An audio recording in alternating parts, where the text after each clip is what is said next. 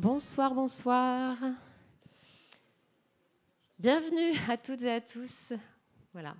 Donc, nous sommes ravis de vous accueillir ce soir pour cette conférence des Vendanges du Savoir que la Cité du Vin accueille. Donc, nous sommes très heureux d'accueillir Madame Chantal Maury et cette conférence des Vendanges du Savoir. Nous sommes donc la Cité du Vin est partenaire des Vendanges du Savoir qui est créée par l'Institut des sciences de la vigne et du vin, l'Université de Bordeaux et l'Université de Bordeaux-Montaigne, donc pour cette conférence mensuelle. Juste un petit mot avant de laisser la parole à Stéphanie Marchand-Marion, qui est membre du comité de pilotage des Vendanges du Savoir. Vous avez la possibilité après la conférence de poser des questions. Donc on fera circuler un micro-ballon dans l'auditorium. Donc n'hésitez pas à poser vos questions. Et les personnes qui sont sur Zoom actuellement, qui nous écoutent à distance, vous aurez aussi la possibilité de poser des questions dans la partie Q&R de l'application Zoom. N'hésitez pas aussi à poser vos questions. Voilà, je vous souhaite une très bonne soirée et je laisse la parole à Stéphanie Marchand-Marion. Bonsoir à tous. Bienvenue à cette conférence des Vendanges du Savoir. Alors, on est toujours très fiers de partager avec vous la culture et la science autour du vin. Et puis, ce soir, on est très fiers d'inviter Chantal Maury, qui nous vient d'Angers et qui a plein de grandes qualités à mes yeux. C'est-à-dire qu'elle est chimiste de formation, ce qui, pour moi, est une importante qualité. Et puis, surtout, c'est une chimiste qui a une vraie relation avec le vin, qui l'aime, je pense, tu me contrediras s'il y a besoin, qui en connaît la composition et qui ne raconte pas n'importe quoi parce que les appareils d'analyse ont dit que. Chantal a étudié plein de thématiques, une thématique dont tu reviendras peut-être nous parler dans quelques années, qui est la thématique umami, qui intéresse beaucoup les gastronomes, mais aussi... Elle connaît assez bien tous les composés du vin. Alors nous, on appelle ça métabolite, mais c'est la composition du vin, c'est ce qui en fait le goût, c'est ce qui en fait la texture, c'est ce qui en fait parfois la magie. Et puis, quitte à casser un peu les mythes et clarifier certains points, Chantal va nous parler de ce que l'on fait au vin pour le rendre plus éclatant, plus beau, pour lui mettre un habit de lumière.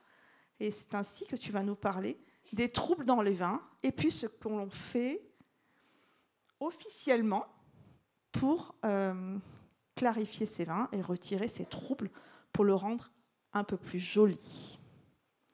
Je te remercie, Chantal, d'être venue parmi nous et puis je te laisse la parole.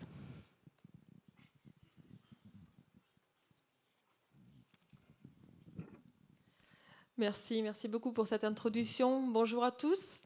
Tout d'abord, je souhaite remercier toute l'équipe des Vendanges du Savoir pour m'avoir invité à faire cette conférence dans ce lieu magnifique qui est la Cité du Vin, donc ici à Bordeaux. Et merci aussi pour l'accueil très chaleureux que j'ai reçu pour venir faire cette conférence. Excusez-moi, je m'outille. Donc je vais vous parler du trouble dans le vin, mais d'abord, qu'appelle-t-on trouble, pardon.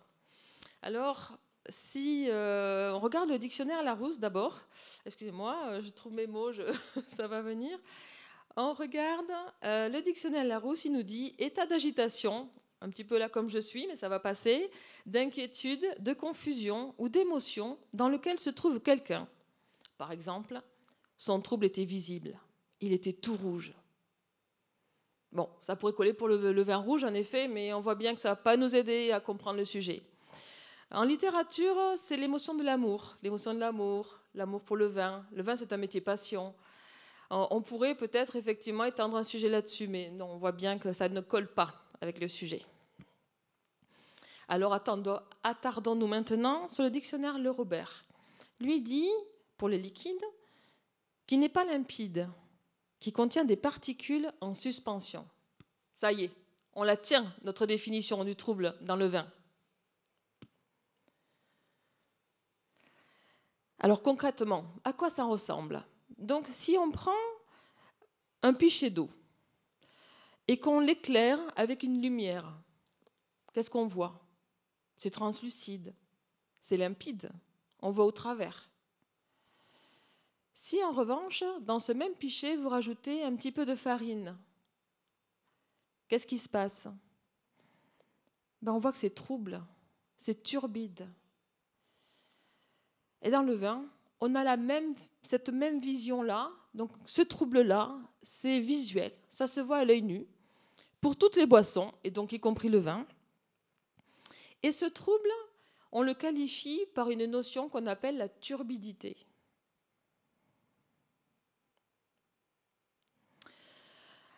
Donc ça, c'est juste un tableau pour montrer que ça se quantifie. On a des chiffres pour évaluer la turbidité des vins.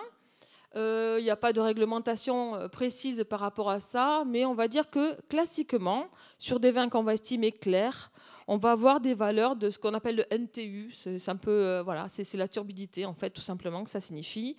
Pour un vin rouge, par exemple, il faut que ce soit plus petit que 2. Donc, vous voyez, on a des valeurs très faibles, et ça signifie qu'on a un vin limpide. On peut avoir des vins légèrement troubles, et auquel cas, on a ces valeurs-là qui vont monter 5, 6, 7, 8, en fonction de si c'est un vin blanc, un rouge ou un rosé. Voilà, ça, c'est des valeurs classiques, mais rien qui n'oblige à respecter ces valeurs-là. Hein. Voilà, ça, c'est vraiment un choix du vigneron. Et le jus, lui, pour vous donner un petit peu une proportion, le jus de raisin, le mou, ce qu'on appelle, lui, on est plutôt à 200 NTU. Donc, vous voyez, on a une sacrée diminution dans le vin fini de cette turbidité-là, de ce trouble. Alors, pour voir si vous percevez bien ce qu'est le trouble, je vais vous demander de faire un petit exercice. Donc là, je vais avoir besoin de vous entendre, hein, donc n'hésitez pas. Donc c'est simple, la question, elle n'est pas compliquée. Vous répondez oui ou non. Voilà, d'accord ? Alors, est-ce que ce vin est trouble ? Oui. Est-ce que ce vin est trouble ? Oui. Est-ce que ce vin est trouble ? Non. Mais très très bien. Je vois que vous êtes vraiment très très bon. Je pense qu'on va pouvoir passer à la suite de la présentation. Alors maintenant qu'on a vu ce qu'était le trouble, à quoi ça ressemble, on va aller voir à quoi est dû ce trouble. Donc le vin clair, il a une composition, il a des éléments qui sont dedans, parce qu'ils étaient déjà dans le raisin. Ils sont apparus lors de la fermentation alcoolique. C'est des composés aussi qui ont apparu pendant la production du vin, naturellement, spontanément. Voilà. Et on va avoir un ensemble de composés dans le vin, normal. Voilà. On a un vin clair, on a un vin limpide. Mais il s'avère que certains composés, ils s'aiment bien. Ils sont attirés les uns par rapport aux autres. Et donc, ils vont s'assembler. Et en s'assemblant comme ça, je crois que j'ai ici, là, on va former ce qu'on appelle des agrégats. Et c'est là où notre vin se trouble. Alors, je vous invite quand même à regarder la définition d'un agrégat, parce que vous savez que c'est des mots peut-être qu'on n'a pas toujours l'habitude d'utiliser. Donc, j'ai pris le Robert cette fois-ci, et lui dit quoi ? C'est un ensemble hétérogène de substances ou d'éléments qui adhèrent solidement entre eux. Et on a vraiment cette adhésion qui se forme entre ces composés. Et c'est ça, en grossissant, qui va faire le trouble. Mais je vais vous montrer. Donc on va reprendre l'exemple du verre de vin. Alors évidemment, le trouble ne se fait pas dans le verre, mais c'est vrai que c'était peut-être plus esthétique. Ça va apparaître plutôt soit dans la bouteille, soit dans la cuve, et plutôt pas dans le verre.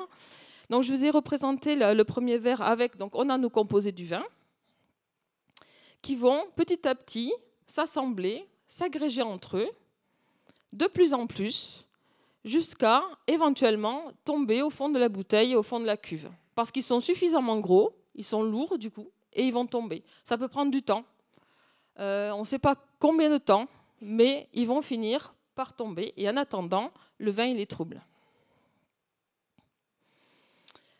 Alors, on va aller un petit peu plus loin maintenant. On a vu le trouble. Quelles sont les molécules qui sont, on ne va pas aller très loin là-dessus, mais je voulais quand même vous en parler, qui sont impliquées dans ce trouble. Alors, les premières molécules dont j'ai envie de vous parler ce soir, ce sont les composés phénoliques, et en particulier les tanins. Alors, les tanins, ce sont des polymères, c'est-à-dire qu'ils sont composés de plusieurs petites molécules attachées les unes aux autres. Donc vous voyez ici, ça c'est une petite molécule accrochée à une autre, etc. Et on va voir un ensemble comme ça de molécules, on n'en a que 4 différentes de tanins qui proviennent du raisin, mais ils peuvent être dans un ordre très différent d'une molécule à l'autre, et on peut avoir des tailles de molécules très très variées. Donc en fait, on a un ensemble de tanins, un ensemble de molécules qui représentent cette famille-là de molécules qui est très vaste. Et ces tanins, donc, ils sont présents dans les végétaux en général, dans le raisin en particulier, et on les retrouve aussi dans le vin. Et ils vont apporter de l'amertume, de l'astringence et la structure du vin, et en particulier du vin rouge, mais également pour le vin blanc. Un autre type de molécule qu'on va trouver important pour le trouble du vin, ce sont les protéines. Donc les protéines, elles sont issues du raisin sain, on en a toujours un petit peu, mais on en a aussi dans le vin à partir de raisins pour lesquels il y a eu des maladies au vignoble, et notamment des maladies fongiques, c'est-à-dire des petits champignons microscopiques qui font que, pour se défendre, la plante elle va produire certains types de protéines. Et ces protéines-là, elles nous embêtent un petit peu en ce qui concerne le trouble du vin. Donc je vous ai mis un exemple. Alors les noms sont toujours un peu compliqués. C'est l'exemple là de la tomatine-like protéine. Donc pour vous montrer à quoi ça pourrait ressembler, c'est un schéma. Voilà, ça ressemble à ces très grosses molécules. Et ces molécules-là, je fais un petit focus. Alors j'ai mis les noms là, mais on ne va peut-être pas forcément les évoquer ensemble. Ce qui est important, c'est qu'elles aiment bien s'agréger entre elles déjà. Indépendamment des autres molécules du vin, elles vont avoir tendance à interagir entre elles, à s'agréger. Et ça, à peine une augmentation de température. Donc si par exemple on a un vin où on va monter en température, eh bien, spontanément, elles vont aller se déplier, parce que vous avez vu que c'est des structures très alambiquées, elles vont avoir tendance à se déplier et interagir entre elles et à faire du trouble. Là, je vous ai mis un graphique pour vous montrer que le pH, vous savez, alors je vais prendre la supposition que vous savez, le vin, c'est un milieu acide, assez acide. Alors pas autant que le citron, bien sûr. Cette acidité-là est caractérisée par une notion qui s'appelle le pH.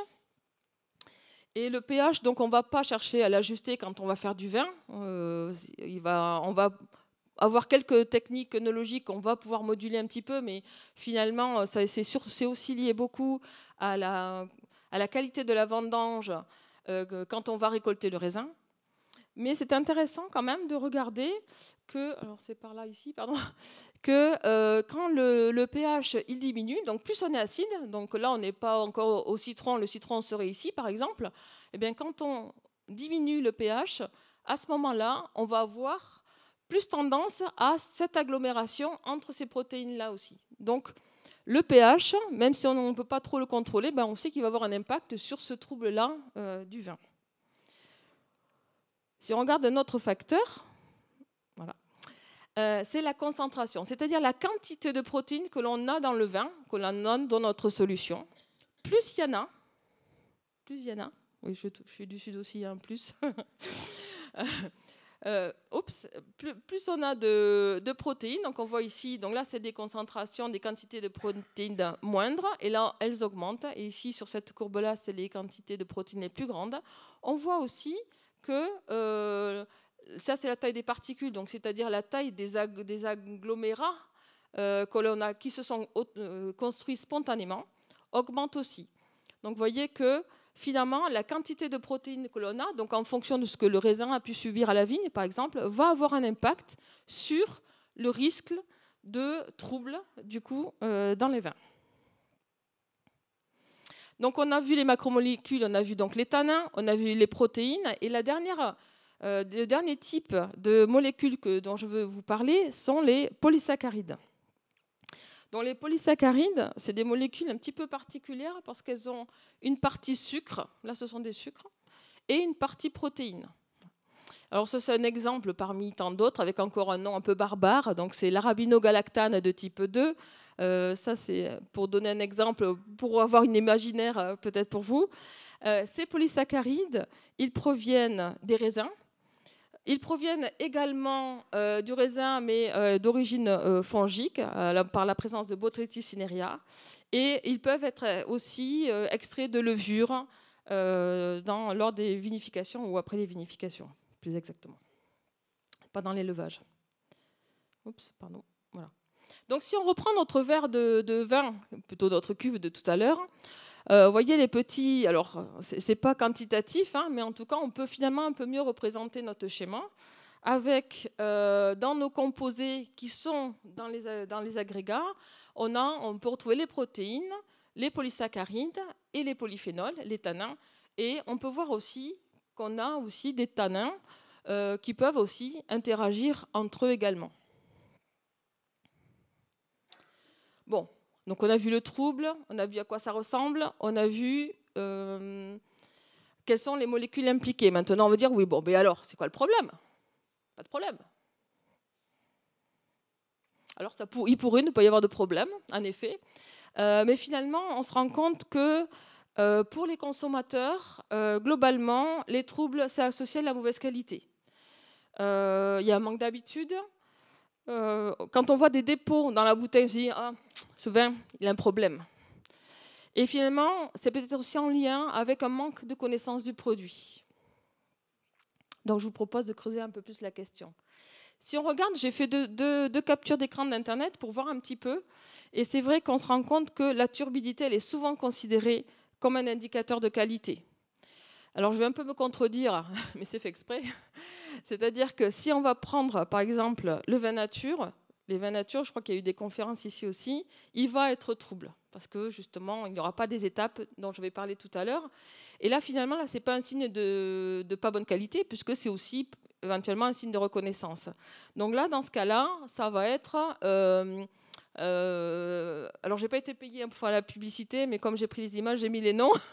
Voilà, voilà. Donc, on va les bien présenter, du coup, un vin turbide parce qu'il est représentatif d'un vin nature.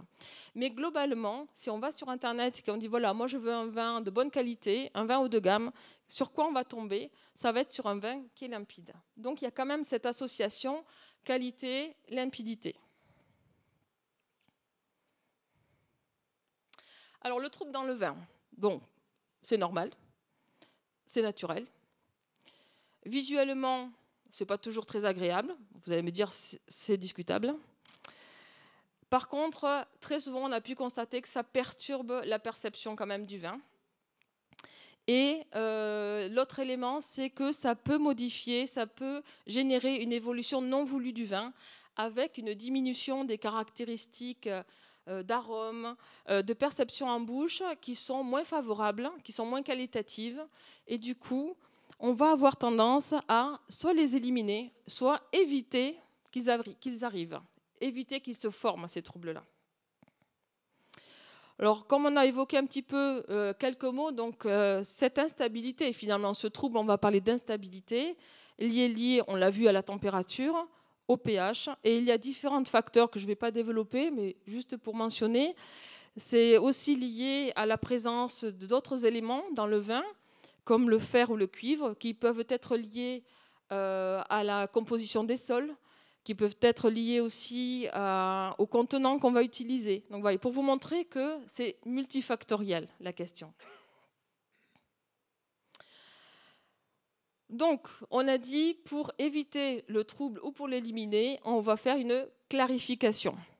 Qu'est-ce que la clarification? C'est la suppression des particules en suspension, donc des agrégats, pour l'élimination de ce trouble. Voilà. Et comment clarifier le vin? Il y a deux options possibles, la filtration et le collage. Et ce soir, je vais vous parler du collage. Donc encore une définition, je suis désolée, mais je pense que c'est nécessaire. Donc qu'est-ce que le collage? C'est l'incorporation dans un vin trouble des substances capables de flocculer et de sédimenter en entraînant des particules en suspension. Donc je vous ai refait une petite représentation schématique. Donc on a notre vin, on va ajouter la colle dans le vin. Ensuite, il va y avoir la formation des agrégats. Donc j'ai fait un très gros agrégat là. Et ensuite, cet agrégat, il va être suffisamment lourd, il va sédimenter. Donc, comme je le disais tout à l'heure, soit il sédimente tout seul, on va attendre, il va se déposer. Soit on a envie d'accélérer pour d'autres raisons, donc on va pouvoir, par exemple, centrifuger. Donc, si on reprend la même chose dans le vin, donc le vin, alors j'ai mis vin trouble là, mais il pourrait ne pas être encore trouble, et c'est pour éviter qu'il devienne trouble. Hein. C'est exactement le même processus. Donc on a les vins avec les constituants qui vont soit qui sont impliqués dans les troubles, soit qui vont plus tard générer le trouble. On va rajouter une colle, c'est ce qu'on appelle, pour faire le collage, qui va interagir avec ces agrégats ou même avec certaines molécules là qui ne font pas encore d'agrégats, mais qui vont peut-être à terme en faire. Et puis, comme j'ai dit tout à l'heure, ça va être assez gros pour être ensuite éliminé. Alors on se dit, ok, je parle de colle, on parle de collage, quelles sont les colles, mais qu'est-ce qu'on utilise comme colle en œnologie? Évidemment, pas celle-ci. Donc, les colles en œnologie, on en a de différents types. Il y a les colles organiques, c'est-à-dire les colles animales, les colles issues du vivant. Donc, les principales, alors je ne vais pas être exhaustive, hein, parce qu'il y en existe beaucoup, mais les principales, c'est le blanc d'œuf, donc c'est l'albumine d'œuf. Ça va être les gélatines, qui sont issus de collagène de porc, et les caséines de lait. Voilà, donc ce sont les principales utilisées. Mais on a aussi des colles minérales, qui sont par exemple la bentonite ou la silice. La silice, c'est ce qui compose le sable, par exemple.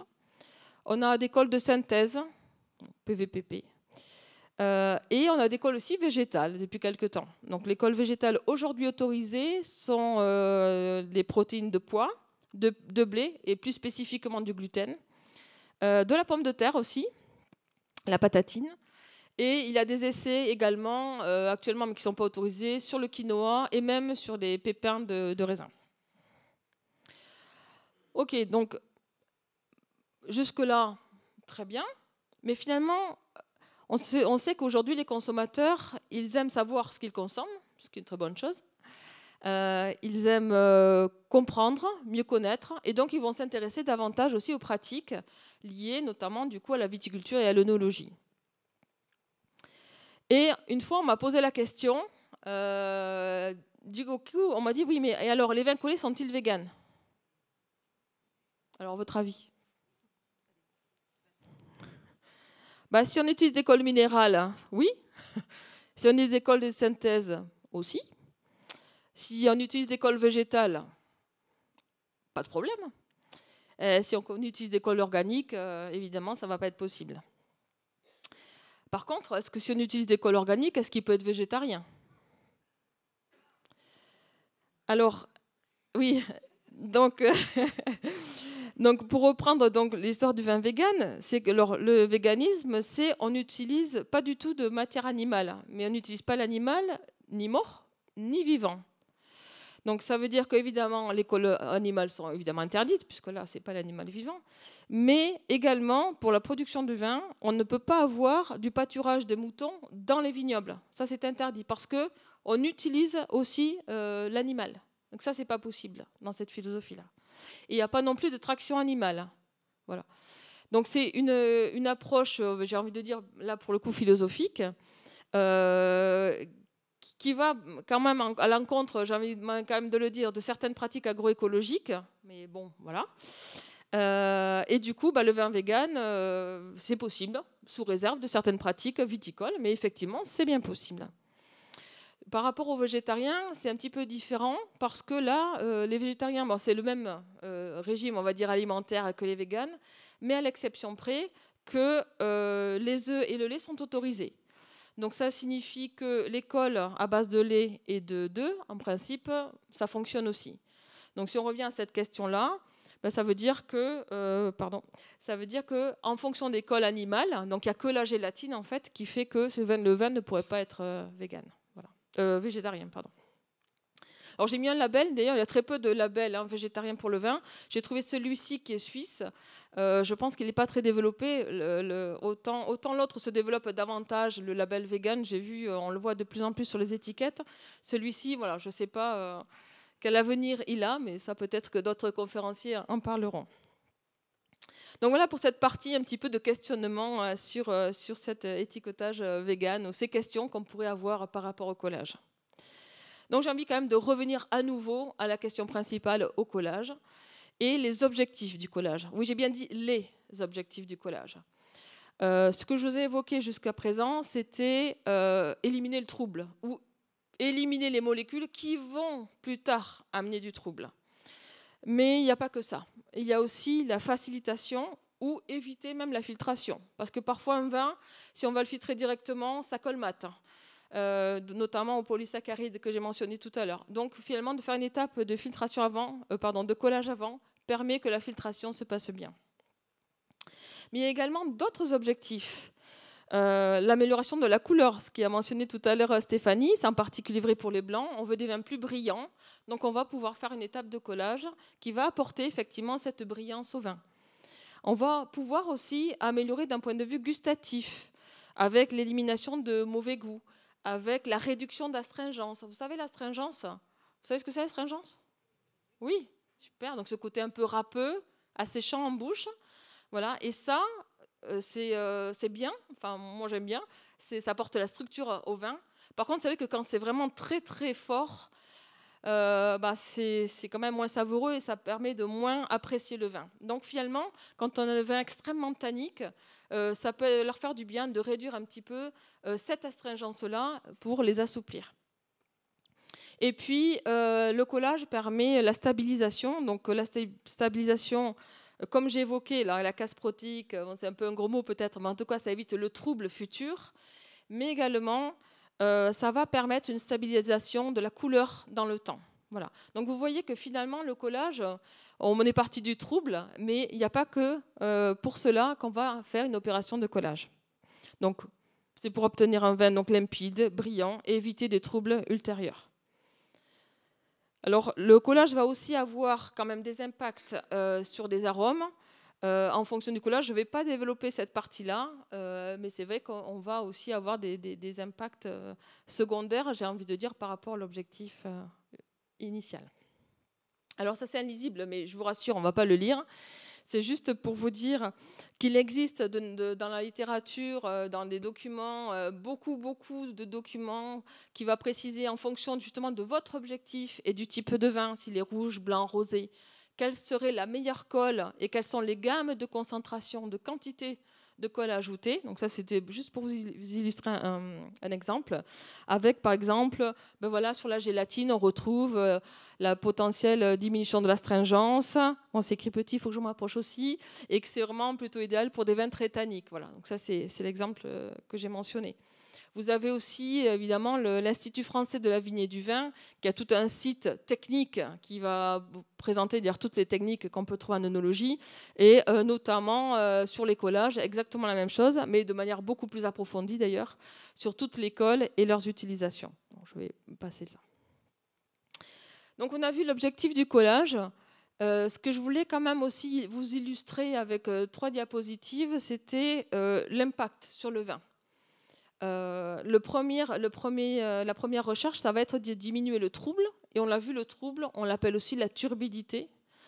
Donc, je vous ai présenté, là, je vous ai mis un exemple d'une étude qui vient de vin d'Uruguay, qui s'intéressait donc à ce côté clarification du vin par le collage. Donc, on voit que pour toutes les colles utilisées, on a une réelle diminution de cette turbidité. C'est vraiment très significatif. Donc là, ils ont regardé après 15 jours. Vous voyez, c'est pas très long, 15 jours de collage. Ils ont regardé, voilà, on a une vraie diminution. Ce qui est intéressant aussi, c'est qu'ils ont testé différents types de colles. Vous voyez, animal, végétal, minéral. Et celle finalement où il y a le plus de troubles, c'est avec les protéines végétales. Donc finalement, elles ont fait un peu moins bien le job, on va dire, que les autres. Juste après là, la gélatine. Et ce qui a permis de diminuer le plus le trouble dans cette étude-là, ça ne veut pas dire que c'est toujours pareil, c'était la bentonite. Voilà. La bentonite est très efficace. En revanche, comme j'évoquais tout à l'heure, on sait qu'elle a tendance aussi à éliminer quelques arômes aussi au passage. Un autre impact du collage, on a évoqué ensemble l'astringence. Je voulais quand même aussi vous montrer un schéma qui vous le prouve. Là, c'est dans le cadre donc, de vins, proche de Montpellier. Le vin B et le vin C, donc ils sont en bleu sur le graphique, qui ont été collés avec 2 gélatines différentes. Et là, qu'est-ce qu'on voit? On voit aussi qu'on a une diminution de l'astringence, mais pas de manière similaire. C'est-à-dire que vous voyez que pour le vin B, qui n'avait pas beaucoup d'astringence d'ailleurs au départ, elle est significative, c'est-à-dire qu'on perçoit, on est capable de percevoir que l'astringence diminue, mais elle diminue pas tant que ça. Voilà. On garde quand même de la structure dans le vin. Si on regarde le vin C, vous voyez que son niveau d'astringence était beaucoup plus élevé. Et lui, par contre, alors on est toujours significatif, mais on est beaucoup plus significatif. Donc on a réduit l'astringence davantage par rapport au vin B. Donc qu'est-ce que ça veut dire? Eh bien, ça veut dire que cet impact du collage sur le vin va vraiment dépendre des caractéristiques du vin, de la composition du vin initial. Voilà. Et que du coup, c'est un petit peu difficile de généraliser, d'imaginer l'impact précis d'une colle. Bon, on a quand même des guides, mais parce que c'est vraiment dépendant du vin. Et c'est pour ça que quand on va faire une clarification, on va faire des essais avant, dans des petits volumes, pour tester certaines colles qu'on pense être les meilleures, avec certaines quantités à différentes quantités de colle, de protéines, pour vérifier quelle serait la meilleure option pour ce vin-là spécifiquement. C'est pour ces raisins-là. Raisons-là. La dernière impact que je voulais vous présenter, c'était, on a parlé de tanins. Vous savez, c'est les tanins CO aussi qui apportent cette astringence. Donc on a la diminution d'astringence, donc on s'est dit peut-être que c'est parce que il se passe des choses avec les tanins. Donc on est allé quantifier, donc là c'est dans le cadre d'un vin modèle que vous avez ici, qui a été collé avec 3 colles différentes. C'est une gélatine et 2 colles végétales. Et on a regardé l'impact sur la quantité de tanins. Et là c'est pareil, ça paraît peut-être pas beaucoup comme ça, mais en fait, on a une vraie diminution qui est significative de la quantité de tanins par le collage. Donc, c'est tout à fait en lien et pertinent avec cette diminution d'astringence perçue que l'on a vue tout à l'heure. Donc là, on a parlé de pratique, c'est-à-dire d'utilisation de produits œnologiques, de colle. Mais est-ce que c'est la seule chose à considérer, à votre avis ? Je voulais revenir sur qu'est-ce qu'une colle d'un point de vue œnologique. Donc, je vous ai mis la définition du Code international des pratiques œnologiques de l'OIV, l'organisme international de la vigne et du vin. Et la colle, ce n'est pas un additif, c'est un auxiliaire technologique. Et ça change quand même beaucoup les choses. Donc, si vous me permettez, je vais lire avec vous les éléments importants de cette définition-là. Donc, l'auxiliaire technologique désigne toute substance ou matière non consommée comme ingrédient alimentaire en soi et volontairement utilisée dans la transformation des matières premières, des denrées alimentaires, pour répondre à un objectif technologique pendant le traitement ou la transformation et pouvant avoir pour résultat la présence non intentionnelle mais inévitable de résidus ou de dérivés dans le produit fini. Je trouvais ça intéressant de partager cette définition avec vous parce qu'en réfléchissant, on se dit mais peut-il rester de la colle dans le vin du coup, après collage ? Je vous propose d'aller explorer ce point-là ensemble. Pour répondre à cette question-là, donc dans mon ancien laboratoire, on avait fait des essais. On avait pris un vin modèle. Donc c'est quoi un vin modèle ? On a de l'eau. On met le principal acide du vin. Donc, je suis sûre que vous allez me dire lequel c'est. Voilà, l'acide tartrique. On va ajuster le pH, parce que comme vous avez vu, le pH du vin, c'est très important pour savoir ce qui se passe dans le vin. Donc on avait ajusté le pH à 3,3. Et on avait pris tous les polyphénols, tous les polyphénols d'un vin rouge. On avait réussi à les récupérer et on les avait mis dans cette solution modèle-là. Et ça, c'est notre vin modèle. C'est notre référence. Pourquoi un vin modèle ? C'était pour être sûr de pouvoir refaire les expériences plusieurs fois sans qu'il soit modifié, parce qu'un vin, vous savez, il évolue dans le temps, et pour mieux comprendre les phénomènes qui se passaient à l'intérieur. Donc on a fait ce vin modèle-là et on a mis de la colle dedans. On a choisi différentes colles. On a attendu, comme on attend, 48 heures. On a centrifugé pour bien séparer tout ce qui avait sédimenté, tous les agrégats du vin collé. Et ensuite, on a analysé par 3 méthodes différentes. Donc, ce qu'il faut vraiment considérer, c'est le vin avant collage, les colles. Le précipité, on va un petit peu le regarder aussi. Et le vin après collage. Donc, je vous invite à regarder ça. On va regarder 3 méthodes différentes pour voir qu'est-ce qu'on retrouve et où on les retrouve. Alors, avant de commencer, on a évoqué des colles, on a évoqué des noms de colles, de ce qu'on pouvait utiliser, mais on n'a pas vu ensemble ce que c'était vraiment une colle. Donc, on va regarder juste l'exemple des gélatines et des colles végétales sur lesquelles on a travaillé. Et ce sont toutes des protéines. Vous savez tous ce que c'est une protéine, je pense. Une protéine, c'est un ensemble, un enchaînement d'acides aminés. Donc, je vous ai fait une petite représentation très simplifiée, hein, très, très simplifiée. Donc, là, c'est un acide aminé. Donc, une protéine, acide aminé, vous en mangez tous les jours hein, dans votre assiette.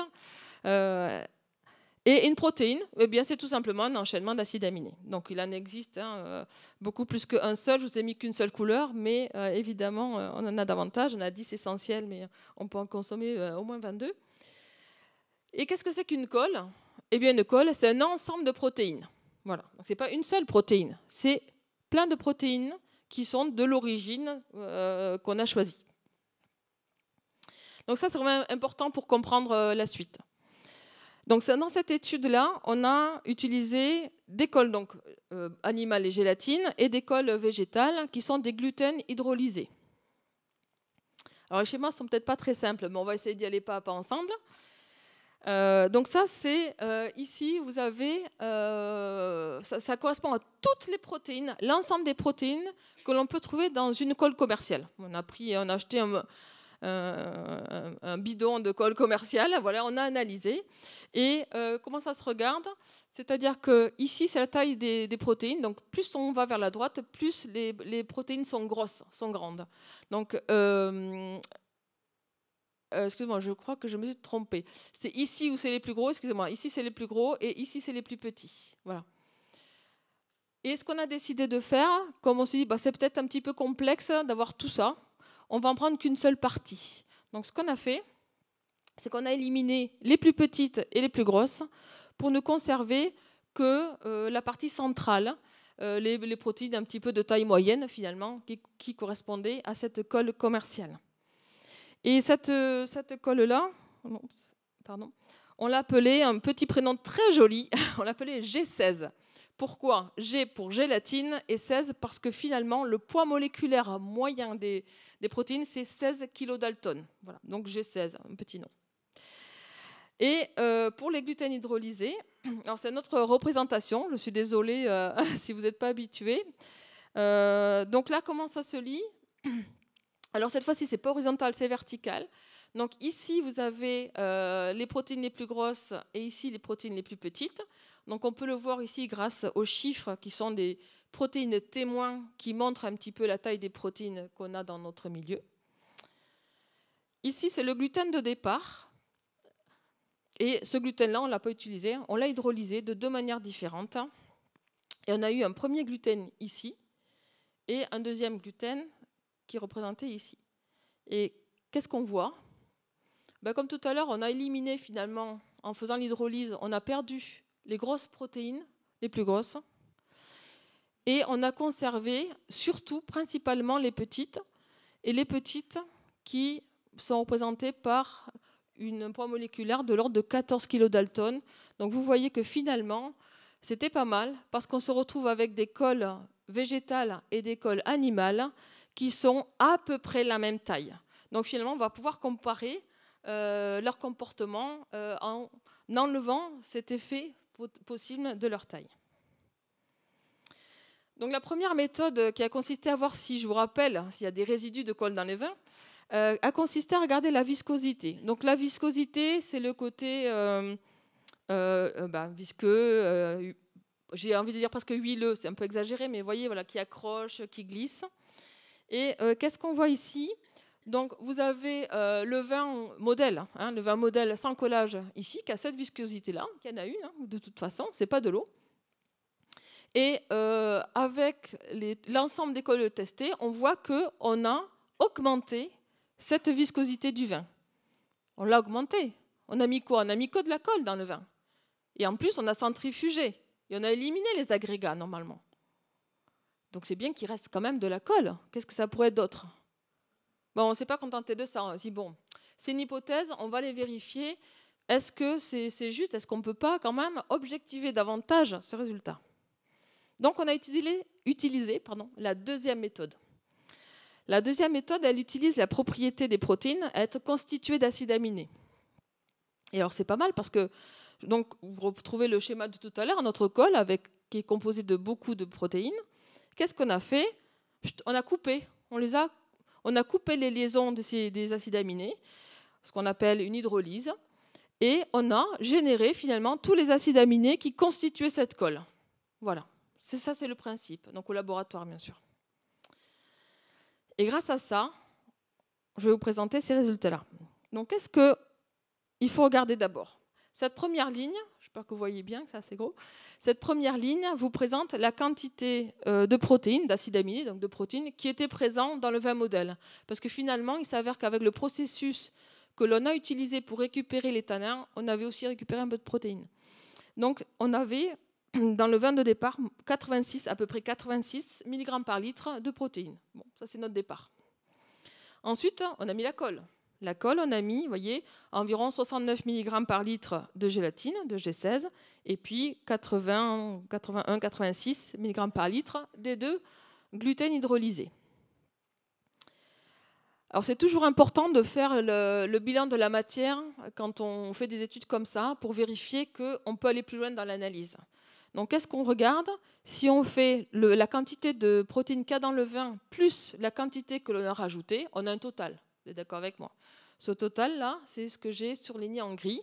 Donc, c'est la quantité de protéines, d'acides aminés, mais de protéines, que l'on a dans notre milieu au départ, au moment du collage.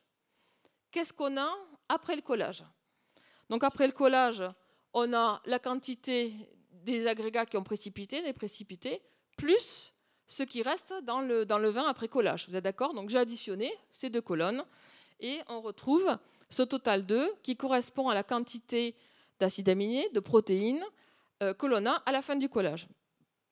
Et finalement, on se rend compte qu'on a évidemment, c'est toujours difficile d'avoir pile la valeur, il y a toujours des incertitudes d'analyse, vous savez. Donc là, ça veut dire que les valeurs que l'on a sont tout à fait cohérentes. On a bien les mêmes quantités retrouvées avant et après collage. Donc comme ça, c'est bon, ça veut dire que notre analyse, nos méthodes sont pertinentes, et donc on va pouvoir aller voir un petit peu plus près le reste des résultats.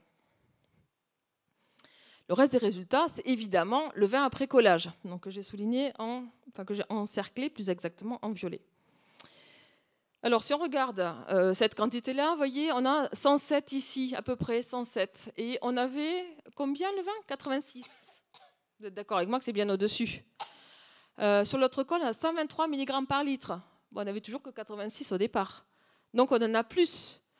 Donc, ça veut dire que la quantité d'acides aminés qui est retrouvée après collage est supérieure à la quantité qu'on avait dans le vin initial. Vous êtes d'accord avec moi? Bon, mais allons un petit peu plus loin. Cette quantité-là, ça représente combien par rapport à la quantité initiale qu'il y avait dans le vin? 25% par rapport à la première, pour la gélatine. 24% par rapport au premier gluten hydrolysé.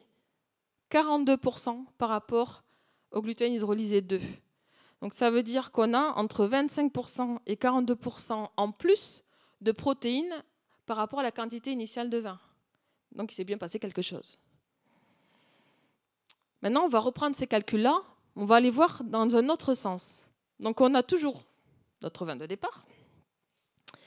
Et ce que je vous propose, c'est de quantifier ce surplus. Le surplus de protéines, d'acides aminés, c'est bien le vin après collage, moins le vin de départ. Vous êtes d'accord? Voilà.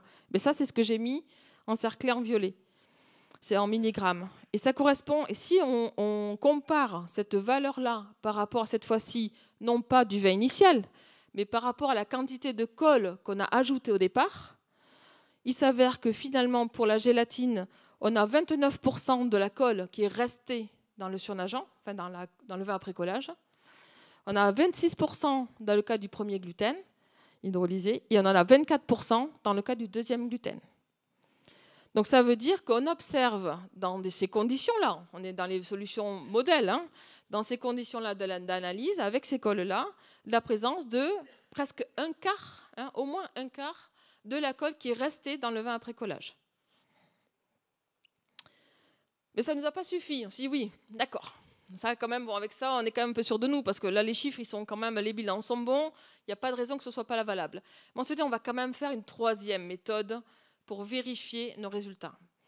Donc cette fois-ci, ce que l'on a fait, c'est que on a toujours nos gélatines hein, et nos gluten hydrolysés de départ, et on va accrocher une petite molécule radioactive. Ah oui, on a touché un peu la radioactivité. Pour que finalement elles deviennent radioactives et visibles. Donc on a fait ensuite, comme les autres fois, le collage, la centrifugation, et on est allé regarder ce qu'on voyait. L'avantage, c'est que finalement, grâce, il faut quand même un outil, on a une scintillation qui est visible et qui est quantifiable grâce à cette méthode-là. Donc qu'est-ce qu'on a obtenu avec cette méthode-là? Alors pour la gélatine G16, vous voyez qu'ici, là, on a 74 de la scintillation qui est présente dans le précipité. Donc potentiellement 74% de la colle qui a bien précipité, mais que 74%. On en a 26 qui restait et qui est quantifiable, qui est quantifié dans le vin après collage. Pour la gélatine AG1, on a 53% de la scintillation qui est retrouvée dans le surnageant, dans le vin après collage. Et pour la deuxième, on en a 58%. Bon, ben, je crois qu'il reste de la colle dans le vin après collage. Vous serez d'accord avec moi. Alors, je voulais quand même moduler ces valeurs-là parce que c'est une étape, donc il y a une réaction chimique qui a lieu, hein, il faut accrocher la molécule qui scintille à notre colle. Et cette réaction, elle n'a pas toujours le même rendement, la même capacité à s'accrocher en fonction de la protéine. Donc, il est possible que alors ça c'est un résultat qu'on a trouvé, hein, c'est la scintillation qu'on a trouvée, mais que la proportion de protéines qui ont cette scintillation soit pas la même d'une colle à l'autre. Donc il est possible de ne pas considérer comme ces pourcentages étant pas une valeur précise de la quantité de colle quand même qui reste. J'espère que vous me suivez. Voilà. Donc je voulais juste apporter ce bémol-là parce que c'est un biais aussi apporté par cette méthode. Donc je vous propose de récapituler. Est-ce qu'on a de la colle dans le vin après collage? 20 modèles, hein, dans nos conditions d'essai. Première méthode, la viscosité, elle était bien au-dessus, donc oui, il restait de la colle. Deuxième méthode, vous vous souvenez, on a quantifié les acides aminés présents avant et après collage. Tous les cas, entre 24 et 29% de la colle était bien restée en suspension dans le vin après collage. Et deuxième méthode, on vient de voir qu'il en restait aussi. Donc là, je crois qu'avec 3 méthodes comme ça, il n'y a plus de doute, dans ces conditions-là en tout cas, qu'on a bien effectivement des résidus de colle. Et finalement, c'est en cohérence avec la définition de l'auxiliaire technologique. Hein. Et c'était aussi tout à fait en phase avec ce qu'avait pu écrire Ribeiro Gaillon hein, dans son livre également. Et ce qui est important de voir, c'est que vous voyez que la colle soit végétale ou animale, on a des fois des pourcentages qui sont un peu différents, mais on a le même comportement. Donc on a dans tous les cas une répartition de la colle dans le vin modèle. Donc il reste de la colle, mais vous voyez que c'est quand même assez difficile de quantifier très précisément et chacune des méthodes a ses avantages, évidemment ses défauts. Donc c'est difficile d'être très très précis dans la quantification. Maintenant, a-t-on besoin d'être très précis pour ça? Je ne sais pas. Je vous soumets la question. Donc ces résultats amènent à des questionnements. Est-ce que d'autres chercheurs ont trouvé les mêmes résultats? Est-ce que des résultats similaires sont trouvables pour des vrais vins? Parce que là, on était en condition modèle. Le vrai vin a une composition plus complexe. Peut-être que le fait de cette complexité d'autres molécules présentes, la colle ne se comporte pas tout à fait de la même façon. Et s'il reste un peu de colle dans le vin, finalement, il y a un problème. Alors, ça peut être des problèmes d'allergie, peut-être, pourquoi pas, philosophiques ou de mode de vie. Voilà, je vous soumets ces questions-là. Je vois que le temps passe vite finalement. Donc, je voulais quand même vous rappeler aussi la réglementation sur les allergènes. On a quand même, donc rassurez-vous, il y a de la réglementation, hein, on ne consomme pas tout sans savoir et on est quand même bien protégé. Les vins dont la concentration résiduelle en protéines allergènes, pardon. Donc c'est bien ce que je viens de vous dire, hein, donc les restes de colle qui restent dans les vins, si elle est supérieure à la limite analytique définie par l'OIV, aujourd'hui c'est la limite que l'on peut quantifier en fait, hein, donc cette limite va progressivement, à mon avis, diminuer au fur et à mesure qu'on est bon dans cette quantification-là, doivent en déclarer la présence sur l'étiquette. Donc, c'est-à-dire que si on est capable de quantifier qu'il reste des cols allergènes dans le vin, ça doit être écrit sur l'étiquette de la bouteille. Donc, pour les gens qui sont allergiques dans la salle, rassurez-vous, regardez bien les étiquettes et normalement, il n'y aura pas de problème. Aujourd'hui, cette quantification, elle est jusqu'à 0,25 mg par litre, pour information. Alors, du coup, il y a certains chercheurs qui se sont intéressés justement à les quantifier, ces protéines allergènes. Et c'est très centré quand même sur l'œuf et le lait. Vous avez vu, c'est les protéines animales et c'est celles-là qui sont potentiellement a priori les plus allergènes. Donc je vous ai prévu quelques diapos qui vous montrent un certain nombre d'études. Donc là, il y a par exemple une étude, c'est 25 vins commerciaux italiens achetés en supermarché, donc j'ai au hasard, 12 rouges, 12 blancs, 1 rosé. Et dans ces 25 vins, 8 contenaient des protéines allergènes. Donc là, je vous ai mis un graphique. Qu'est-ce qu'on voit en fait? Cette méthode-là, c'est une méthode très fine qui va permettre de quantifier chaque molécule, chaque protéine allergène une par une. En fait, c'est ça que l'on voit ici. Donc là, par exemple, ici, on voit que ça, c'est de la caséine. Et ce pic-là aussi. Et ici, on a de l'ovalbumine. Cette méthode a été reprise et améliorée par d'autres auteurs, mais c'est toujours dans le même type de méthode. Et on a une méthode aussi qui a été publiée, enfin, qui permet d'aller un peu plus finement dans la quantification. Et c'est la première publication, j'ai vu, qui parlait de gélatine. Parce qu'il n'y en a pas beaucoup, finalement, qui ont traité ce sujet-là. Et eux, c'était très intéressant. Ils ont regardé, après différents mois d'élevage, de vieillissement du vin, est-ce qu'on en quantifiait? Donc finalement, ce qui montre, c'est qu'avec le temps, comme je vous ai dit, hein, les agrégats, ils tombent petit à petit. Donc il y en a de moins en moins quand il y en a dans le temps. Donc avec l'élevage, avec le vieillissement du vin, on a de moins en moins donc, de colle dans les vins, même s'il en restait. Mais ils arrivaient quand même à en quantifier un tout petit peu de la gélatine après 5 mois. Le test qui aujourd'hui qui fait office de référence, qui est le plus connu et le plus utilisé, ce n'est pas cette méthode-là que je vous ai expliquée, qui demande peut-être un appareillage un peu plus sophistiqué. C'est une méthode qui est plutôt un test immunologique. Qui va, donc vous avez la protéine cible et l'anticorps qui vont se reconnaître. Donc c'est comme quand on est malade, hein, c'est exactement le même phénomène. Nous, quand on est malade, on fait des anticorps qui vont reconnaître le virus et qui vont l'empêcher de se développer, l'anéantir. Et c'est exactement le même procédé. Donc là, on va avoir des anticorps spécifiques, bien choisis, qui vont aller reconnaître les protéines allergènes. Et grâce à ça, on va pouvoir avoir un signal. Et par contre, si on a d'autres protéines qui ne sont pas allergènes, on n'a pas de signal, il n'y a pas cette reconnaissance-là, et donc on n'a pas de signal.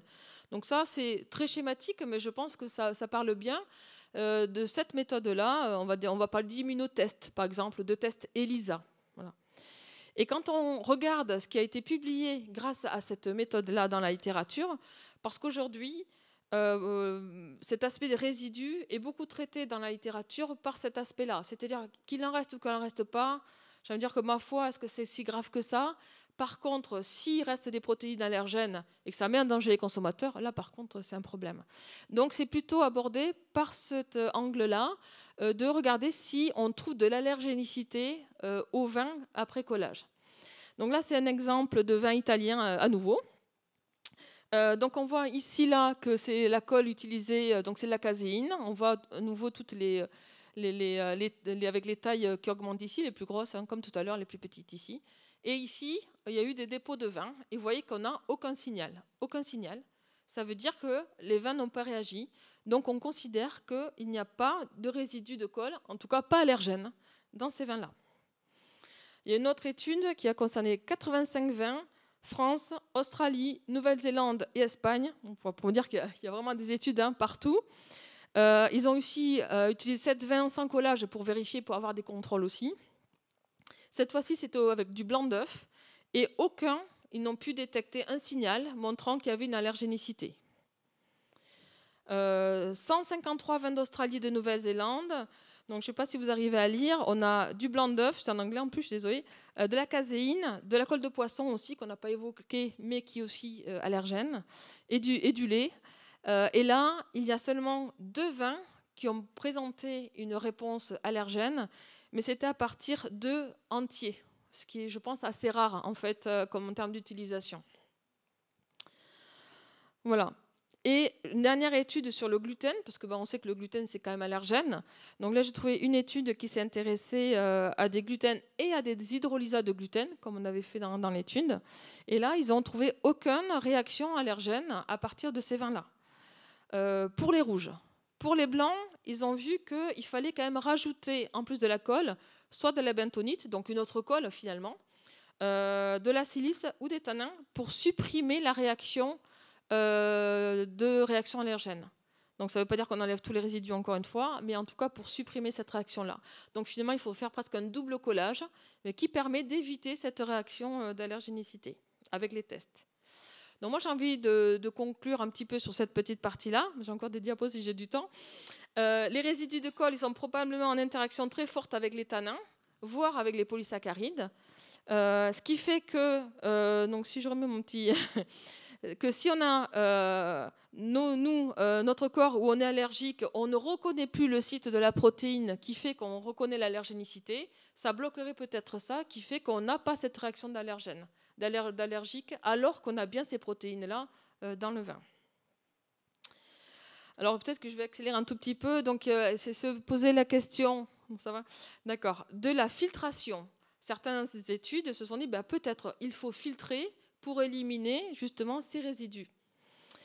Il y a une étude là qui s'est portée sur des vins expérimentaux avec de la caséine, donc du lait. Ils ont vu qu'il y avait une réaction allergène, donc avec ce test-là, immunotest. Ils ont essayé de quantifier, et donc je l'ai repris tel quel. Ils ont estimé à 0,9 mg par litre, donc assez faible effectivement, cette quantité de protéines qui restait dans les vins. Mais ils nous disent, bon, je vous donne cette valeur-là, mais on pense qu'elle n'est pas valable. Voilà. Pourquoi je vous le dis? Parce qu'on voit bien que c'est très difficile en fait d'aller quantifier ces molécules-là dans ce milieu-là, dans ces interactions-là, parce qu'elles sont tellement en interaction, c'est pas toujours facile d'aller les quantifier. Donc ils disent que quand on rajoute après la caséine et de la bentonite et de la filtration, alors là on diminue quand même très significativement la présence de ces protéines allergènes, mais on ne les élimine jamais complètement quand même. Voilà. En revanche, j'ai trouvé une autre étude. Alors, c'est sur donc c'est sur 3 vins commerciaux, expérimentaux et 400 vins commerciaux, quand même, où les immunotests sont positifs. Donc là, malgré les interactions, ce que j'ai proposé, ça marche en fonction de la zone d'interaction de la protéine et des polyphénols. Peut-être ça reste allergène aussi, parce qu'il y a vraiment une zone d'interaction qui est sûrement très importante. Mais par contre... Alors, bon, désolé pour ceux qui sont contre, mais ils ont fait des tests avec des souris qui avaient été sensibilisées à l'ovalbumine, donc là, ces protéines-là, à la caséine et à la colle de poisson, donc sur les 3. Et là, par contre, ils n'ont eu aucune réaction des souris. Donc, on voit que la question n'est pas simple, en fait, parce qu'en fonction du test, on va avoir des réactions et parfois, on n'en aura pas non plus. Donc, il y a une autre étude qui a vraiment utilisé des personnes qui se sont portées volontaires. Moi, je les remercie, je les félicite, parce que ce n'est pas évident quand on est allergique et qu'on accepte d'aller faire un test comme ça. Ils ont testé du vin, et en fait, sur de la peau quand même. Et ils ont eu quelques personnes allergiques qui ont eu des réactions cutanées, pas beaucoup, mais aucun consommateur de vin. Bon, ça nous rassure quand même. Voilà, mais voilà. Alors quand même, c'est important de déguster en toute sécurité. Il existe des doses recommandées quand même de colle pour éviter les allergies. Donc plutôt des utilisations de faibles quantités de colle qui peuvent suffire finalement à faire leur travail de clarifier le vin ou d'éviter des troubles ultérieurs. Il existe aussi, comme je l'ai évoqué un petit peu avant, des méthodes, donc des combinaisons finalement de méthodes qui permettent de limiter ce risque-là de résidus en faisant finalement plusieurs collages, plus la filtration éventuellement. Et finalement, il y a quand même peu de gens qui semblent réagir malgré tout à la présence de ces molécules-là, sûrement parce qu'elles sont en interaction, comme je l'évoquais, avec notamment des polyphénols et peut-être des polysaccharides, mais ça reste quand même un sujet. Apparemment, il y a relativement peu, ce que j'ai lu, mais ça va peut-être évoluer, peu d'adultes qui sont allergènes au lait et à l'œuf. Donc finalement, ça diminue aussi le risque par rapport à ces éléments-là. Par contre, j'ai quand même pas trouvé beaucoup d'études en ce qui concerne les protéines végétales. Donc le gluten, on sait que c'est allergène. Vous voyez, j'ai trouvé qu'une seule étude qui s'est intéressée un petit peu à l'allergénicité potentielle du vin après collage au gluten. Il y a d'autres gens aussi qui testent le lupin. Le lupin, pardon. Le lupin, c'est aussi allergène. Voilà, ça, on n'a pas d'études encore là-dessus. Donc, ça, je pense que c'est important de se questionner. Et puis, voilà, rassurez-vous à nouveau, normalement, le risque doit être noté sur l'étiquette. Donc, ça, c'est vraiment, je pense que c'est important. Donc, le trouble dans le vin, c'est normal, mais on peut l'éviter. Pour cela, donc, il existe une méthode de clarification qui s'appelle le collage, et qui consiste donc à introduire une colle dans le vin. Et le type de colle choisi, la quantité de colle choisie, va dépendre de l'objectif du collage et de la composition, des caractéristiques du vin initial. Donc on a montré aussi qu'il restait de la colle dans les vins.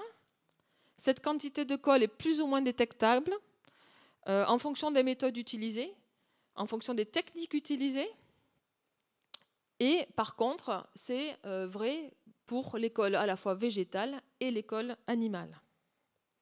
Donc si on veut finir un peu par rapport aux questions, le vin est-il vegan? Bon, on l'a vu, oui ou non. Donc oui, c'est pour l'école végétale et non évidemment pour l'école animale. Pour le vin, s'il est végétarien, pas quand on utilise évidemment des colles animales telles que la gélatine. Et les risques d'allergie. Donc il n'y a pas de risque, par contre, avec les gélatines, il n'y a aucun risque d'allergie. Donc ça, c'est quand même intéressant sur ce point-là. Les pois non plus, parce qu'il existe aussi, comme je vous ai évoqué au début, les protéines de pois sont aujourd'hui utilisées en œnologie. Il n'y a pas de risque d'allergénicité avec ces protéines-là. Et les pommes de terre non plus. Donc vous voyez qu'il existe quand même, que ce soit dans le monde même vegan ou pas, il existe des protéines qui ne sont pas allergènes et qui sont aujourd'hui utilisées et qui font le job. Voilà. Donc le risque limité avec les œufs et les laits, je l'ai dit, et puis des risques à mieux identifier, je pense, avec des gluten et des protéines qui seraient autorisées dans le futur. Donc la colle, le collage a aussi d'autres avantages. On a évoqué aussi les objectifs, mais j'avais envie d'en rajouter quelques autres. J'ai trouvé 2 articles qui disaient que finalement l'utilisation de colle permettait de diminuer certains micro-organismes, en l'occurrence des levures, les Brettanomyces bruxellensis, qui sont des levures utilisées en bière et qui sont très bien pour la bière et très favorables. Mais nous, dans le cadre du vin, ça va générer plutôt des arômes, des odeurs d'animal, de cuir. Donc en faible quantité, c'est très bien. Quand ça domine, évidemment, ça gâche un peu le vin. Donc apparemment, le collage permettrait peut-être de réduire significativement ces levures-là. Donc ça peut être intéressant. J'avais envie de reciter encore Ribéro-Gaillon qui dit qu'un collage précoce des vins après le premier hiver a été parfois recommandé pour éliminer des particules en suspension, des levures, des bactéries et participer par la suite à la conservation. Donc moi je trouve que c'est finalement très intéressant et moi j'invite à des chercheurs, parce que je ne travaille plus quand même sur le sujet, des chercheurs d'aller prendre ce sujet-là en main, parce qu'il y a peut-être des choses à explorer sur peut-être des éliminations de bactéries aussi grâce au collage. Et puis enfin, il y a aussi peu d'études probablement encore à développer. Le collage peut aussi diminuer l'oxydation, les risques d'oxydation de vin, notamment de vin blanc. Donc ça, c'est aussi, je pense, intéressant et peut-être à approfondir. Donc le vin, c'est aussi des liens sociaux, une culture, une filière avec des métiers passion, et beaucoup de plaisir à consommer avec modération. Et pour terminer, ce que je veux vous dire, c'est que finalement, on est tous des consommateurs différents. Il y a beaucoup de producteurs différents. Il y a de quoi trouver son bonheur avec les différentes pratiques qui sont utilisées. aujourd'hui qui sont utilisables. On a de belles choses dans tous les domaines et dans les tout types de vins. Donc rassurez-vous et continuez à déguster les vins. Et moi, je vous dis bonne dégustation. Et merci de votre attention.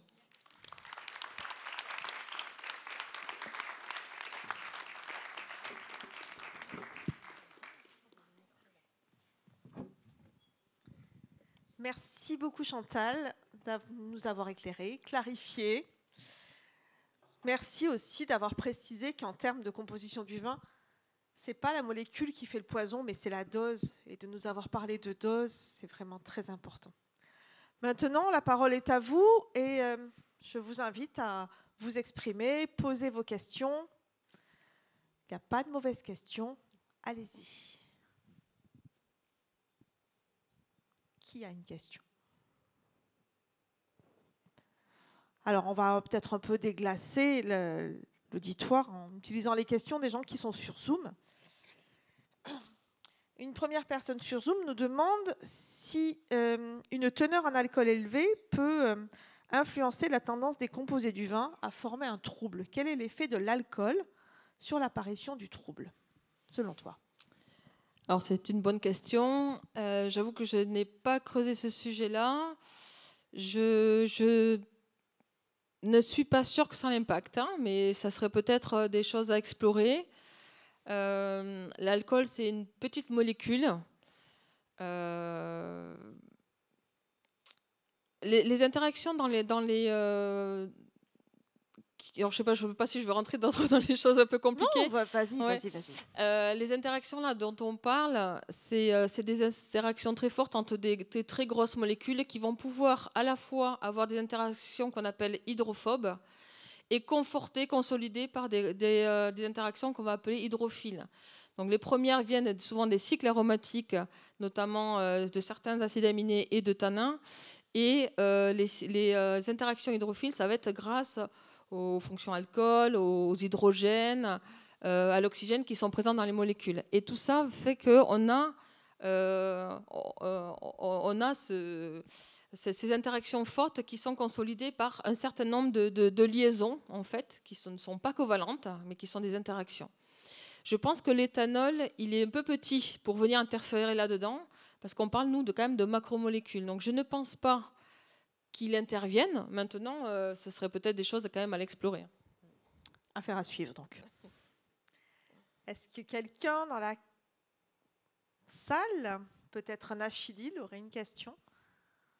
Une question en bas. Pendant que le petit micro arrive, j'ai une deuxième question sur Zoom. Dans quelles conditions est-il préférable de préférer non, oui, c'est ça qui est écrit. Ou de combiner la filtration et le collage. C'est-à-dire que je pense que la personne essaye de comprendre quel est l'équilibre dans le processus de choix entre filtration et ou collage.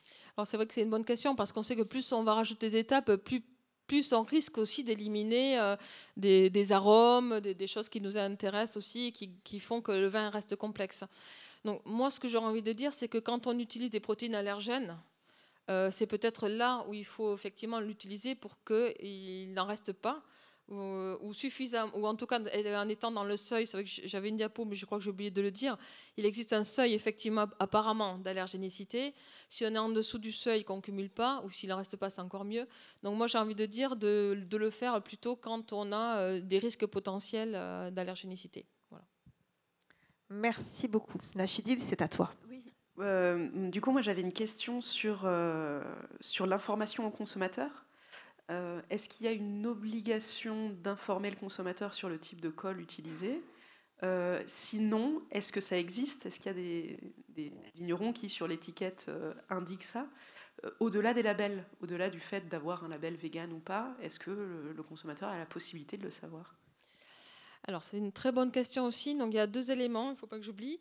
Premier élément, comme je l'évoquais, s'il y a l'utilisation de protéines allergènes et que, donc, à ce moment-là, ils sont obligés d'aller quantifier, de faire la méthode officielle de quantification. Et si on est au-delà de la zone, donc de la partie on est dans des concentrations quantifiables, ils sont obligés d'écrire sur l'étiquette. En tout cas, je ne sais pas si c'est la colle précise, mais ils sont bien obligés d'écrire allergène et je pense que dans ce cas-là, ils disent lequel c'est.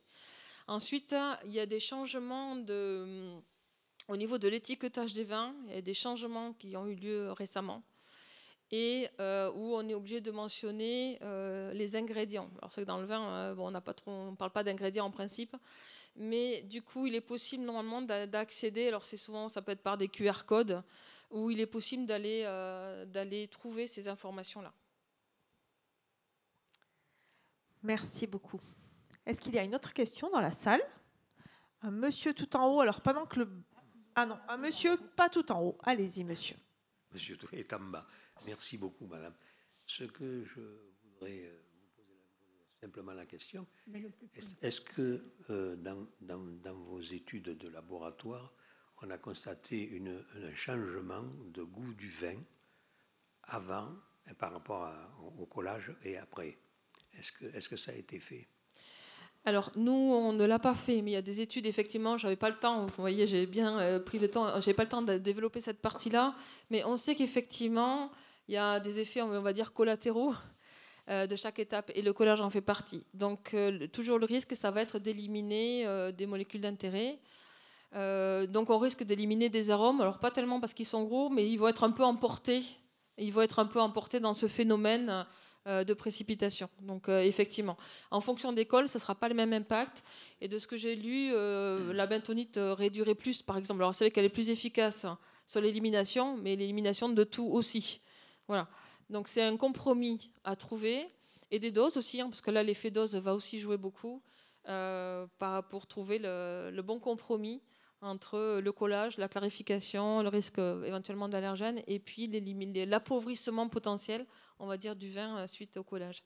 Nous, dans les essais qu'on avait faits, il y avait quand même un amoindrissement très relatif qui fait que ça valait le coup parce que les effets bénéfices étaient bien supérieurs aux effets, on va dire, collatéraux engendrés par le collage, en tout cas dans ce qu'on avait pu voir. Merci beaucoup. Je pense qu'il y avait une autre question au milieu de l'amphi, mais je vais introduire une question qui porte aussi sur la silice et la bentolite. Quelqu'un sur Zoom nous demande quel est le taux de silice optimal pour réaliser un bon collage. Je pense que tu as à moitié répondu à cette question dans la réponse d'avant. Est-ce que tu peux repréciser? Alors, la quantité précisément, non, je ne pourrais pas le dire. Je n'aurais pas de chiffre à donner. Et je pense qu'il n'y a pas de recette, comme je l'évoquais. Il n'y a pas une colle, une dose. Ça dépend aussi de l'objectif du collage et du vin initial. Donc la dose, je ne l'ai pas. Je ne peux pas vous la fournir parce que je pense que je vous ferai faire des bêtises. Par contre, je vous invite à aller regarder. Je vous ai mentionné le site de l'IFV. Il y a des articles de la littérature qui vont aller tester certains types de vins avec certaines doses, avec des effets positifs et négatifs. Dans ce cas-là, je vous invite à aller regarder ces préconisations-là plutôt. Là, je ne pourrais pas donner de valeur précise. Ouais. Et puis les pré-tests sont essentiels. Ah oui, et puis voilà. Pas. Et puis dans tous les cas, il faut toujours faire des pré-tests. Donc souvent on fait 2 cols différentes à 4 doses, ça peut être 4 à 6 doses différentes. Donc on fait des essais dans 250 millilitres à peu près. On voit un peu ce que ça donne en termes de troubles et en termes de dégustation aussi. On va déguster ce vin-là et on va voir ce que ça donne. Et justement, ça va aussi répondre aussi à votre question, c'est-à-dire qu'on voit finalement l'appauvrissement ou pas que l'on a. Si en termes de brillance ou de clarification, on a ce qu'on veut, et en termes d'aromatique aussi. Donc c'est ces tests-là qui sont de toute façon incontournables. Oui, évidemment. Même si l'analyste que je suis a un peu du mal à l'accepter, le vin est avant tout fait pour être dégusté, avant toute chose. Monsieur, la parole est à vous. Tout simplement, bonsoir. Je voudrais savoir si on peut encore trouver des vins non collés. Alors oui, tout à fait. Oui. Ça, il en existe pas mal même, je pense. Hein. Tous les vins ne sont pas collés loin de là. Et il existe d'autres méthodes aussi pour clarifier. Hein. Donc il y a des vins qui ne sont pas collés mais qui sont clarifiés. Donc par exemple par filtration, par centrifugation. Et puis il existe aussi des vins qui ne sont pas clarifiés. Voilà. Mais oui, il y en a, tout à fait. Je vais vous demander de faire monter le petit micro car monsieur veut poser une question. Oulala. C'est très sportif ici. Oui, j'ai une question, c'est par rapport le trouble en fait, est-ce que c'est juste un problème d'esthétique, c'est-à-dire que la dégustation se prendrait comme primat uniquement la vue, est-ce que ça a un impact sur le goût, sur l'odorat?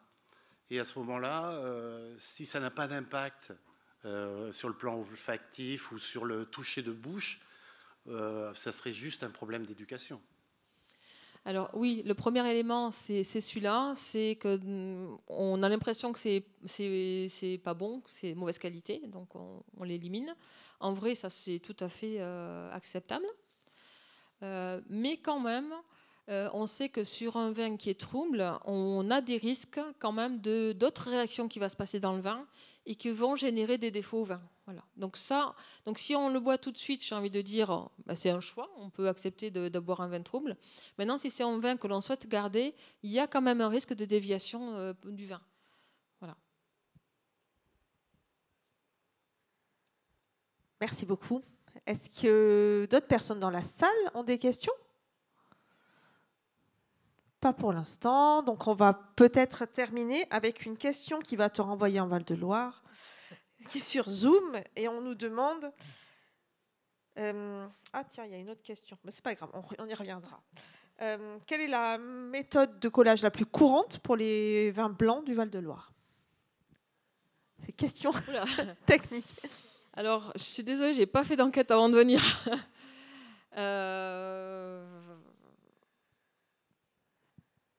Là, je me risquerais peut-être pas de répondre quand même. Ce serait pas très fiable ma réponse. Hein, oui. Donc, on fera une enquête en Val-de-Loire. Par contre, on fera une enquête, ce serait intéressant.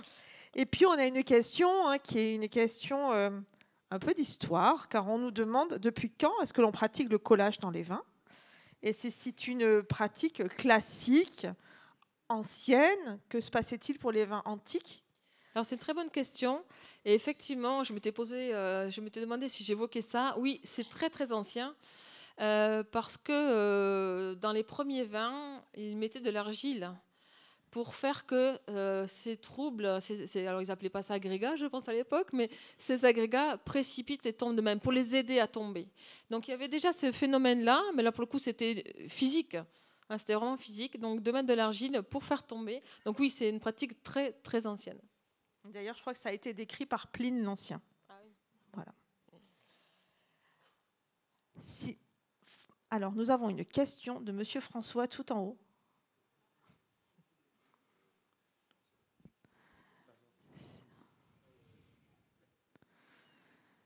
Merci beaucoup. Bonjour. Oui, Chantal, merci pour cet exposé. Je me posais une question en pensant à la Champagne, forcément. Finalement, à la pratique qui existe là-bas beaucoup, de coller pour la casse protéique, non pas des vins finis ou des vins, évidemment, pas champanisés, mais même pas des vins clairs, mais bien avant, des vins, on colle sur mou, classiquement. Et finalement, on utilise la bentonite à ce moment-là parce qu'on considère que c'est un moment dans lequel il y a moins de risques de perdre des composés d'arômes, etc. Et que ça fait le job, comme tu dis, par rapport aux protéines. Et finalement, ça me fait penser que la question du collage, c'est aussi la question de quand est-ce qu'on colle et qu'est-ce qu'on colle à ce moment-là. Alors oui, tu fais bien d'en parler parce que je pensais l'évoquer puis j'ai un peu oublié. Mais il y aurait eu tellement de choses à dire. Donc en effet, la clarification, finalement, le collage peut avoir lieu sur mou ou sur vin fini. Moi, j'avais décidé, parce que c'est aussi sur ça que j'avais travaillé, de ne parler que de vin fini. Mais en effet, ça se fait aussi sur mou et il y a d'autres études et c'est pas du coup le même objectif qui est utilisé, mais on peut utiliser effectivement différents types de colle. Et en effet, comme c'est avant la fermentation alcoolique qui va aussi générer l'ensemble des arômes et des odeurs souhaités, finalement, on ne perd pas ces éléments-là puisqu'ils ne sont pas encore là.